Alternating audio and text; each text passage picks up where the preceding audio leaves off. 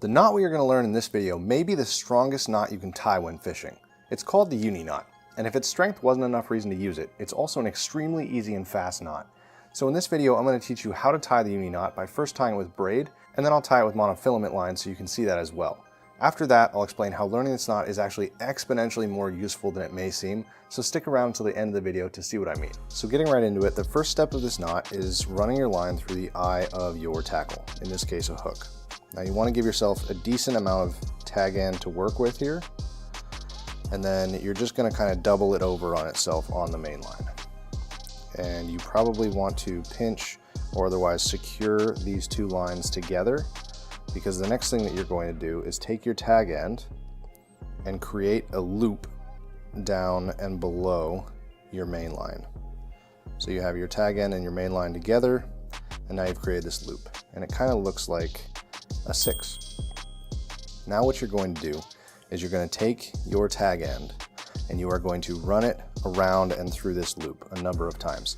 Now how many times you want to do this depends on the strength of line that you're using. If it's really light line, you might want to run it 6 to 8, maybe even more times. If it's very heavy line, maybe 3 to 4 times or 4 to 6 times. So it's really going to depend on the strength of your line. So for this line, I'm going to do it 5 times. So I'm going to take the tag end and run it around and through both of those pinched together. So that's 3 times, 4 times, and 5 times. Now what you're going to do is you can just go ahead and pull that tag end. Now when that's most of the way cinched down, what you want to do is go ahead and wet your knot like always.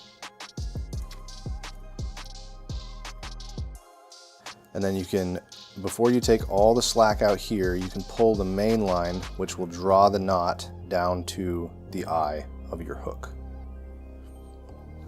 And then at that point, you can get a good grip on all of it and pull tight on the main line. Check that your tag end is tight, it should be. And the very last step of your knot is to take your favorite pair of clippers and trim your tag end like so. Okay, let's tie this one more time. So this is 60-pound test. You're going to start with running your line through the eye of your tackle. Give yourself a decent amount of tag end and pinch them together, the tag end and the main line, right at the base of your tackle. Obviously monofilament and fluorocarbon has more memory than braid does, so it's always going to be a little bit trickier.